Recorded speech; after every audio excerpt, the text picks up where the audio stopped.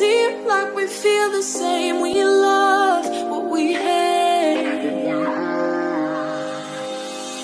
We lie, but we know we can't widen.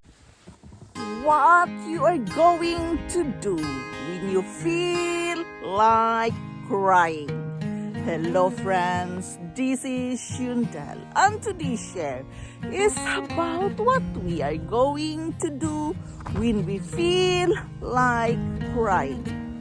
I am sharing this with you as I am here out in the woods. Why I am here today? I am lucky enough that it's a good weather today, and I have to admit, at this very moment, I need to get out of my doorstep. And why is that? Because I feel like crying. Yes, I feel that I want to shout out of a good cry. But what can I do? I am empty of tears.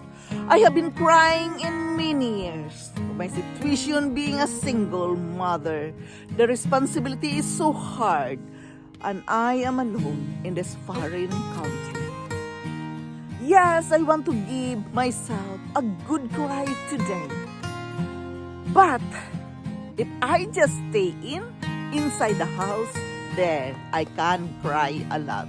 But the moment I notice my feeling that I want to cry, of course, I have a reason to cry. I have some problems which I need a solution right away. I need to have a good cry. But it is a choice to me. Shall I stay inside and feeling self-pity to myself? Or I'm going out here in the nature to breathe, to do something with myself. The nature is healing for me, and that I have been telling with you many times. Today, I just want to give myself a good cry. But I choose to get out of my doorstep and begin walking here out in the nature. As what I read, crying is a good thing. It is good to release our bad feelings, and crying with apparently no reason at all is not healthy. There is something wrong with your hormones or with your body. You need to go to the doctor when you are crying unnormal.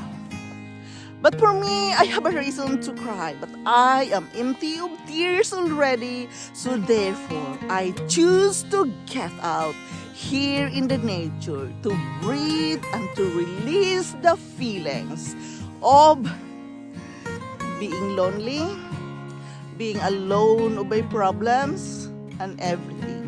And of course, when I can go out here in the nature, I can meditate. Yes, nature is healing for me, and as what I told you, I am lucky enough today that it is a good weather, that I can get out of the house. So, what are we going to do really when we feel like crying? For me, it is healing for me to go for a walk out here in the nature. And of course, reading helps me also. But another thing, when you are moving your body, when you feel like crying, it really helps you to think, to breathe, and to be grateful of all the things you have, of all the things you have accomplished in this life journey. When you can get out and just take for a walk, really, you can think that there are so many things you can be grateful for, and it releases the feelings of sadness, it releases the feelings of anxiety and worriness. Yes, I told you many times that we are not going to use our energy into worry. We are not going to use energy to fear something. Therefore, I am out here. And I hope when I get inside the house, I have the fresh, calm mind that I can think clearly, that God gave me new ideas how to solve my problem. But it is normal to cry, and I am sharing you some tips what we can really do when we feel like crying. First of all, we must learn to manage the crying feelings. We must focus on taking slow, deep breath. Relax your facial muscle so your expression is neutral. Think about something repetitious like a poem, a song, or nursery rhyme you've memorized. Take a walk or find another way to temporarily remove yourself from a stressful or upsetting situation. Crying is a good thing if you have a reason to cry. But first thing, you have to understand that it's normal to cry. But if it happens at an inconvenient time or you feel self-conscious about it, here's what you can do. Excuse yourself from the crowd. Do a breathing exercise. Focus on something else and try to ground yourself. Try a mantra. You must have that positive affirmation, a positive mantra, help you to manage your crying feelings. And try to keep a neutral face, especially when you are in a crowd. Yes, it is healthy to cry because it is an emotional tears contains hormones that may help reduce pain and contribute to calm feelings. Repressing emotions can lead to health problems over a short and long term. So release those feelings. Releasing them in a way can be a positive thing. We have to understand that crying, non-stop crying, is maybe a result from a mental health conditions such as anxiety and depression. It might instead stem from hormonal imbalances or neurological condition. A frequent crying with no apparent reason is causing concern. We must see a doctor for diagnosis. What kind of cry is that you are not stopping to cry? You keep crying with no apparent reason. That is not normal anymore.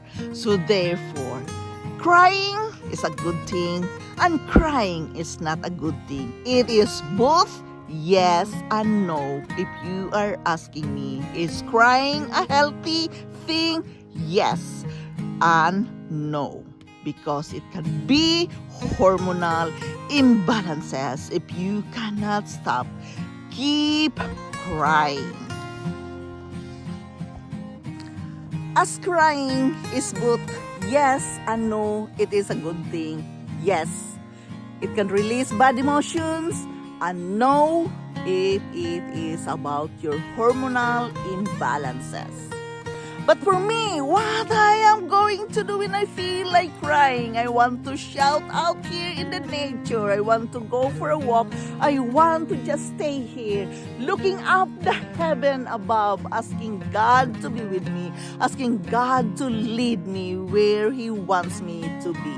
As what I told you, each and every one of us may face different kinds of challenges in this life journey that we might feel like crying, and that's what I am feeling today. I just want to cry, but I don't have tears anymore. So the only thing I can do is to get out here in the nature, looking up the heaven above, knowing that God is looking upon me, knowing that God will come up with an idea in my mind to solve my problem. That is my belief and faith I am practicing in order for me to overcome these crying feelings right now. Yes, we must be grateful no matter how hard life is. We must be grateful that everything will be well. Even you feel like crying, and that's what I am trying to do while I am out here in the nature. Nature is healing for me because nature is God's creation, and I hope He is working in my life right now to take away this feeling of crying. This is Yundel. Thank you for listening. Thank you for dropping here in my channel. I am very grateful to each and every one of you. I love you all, and bye-bye.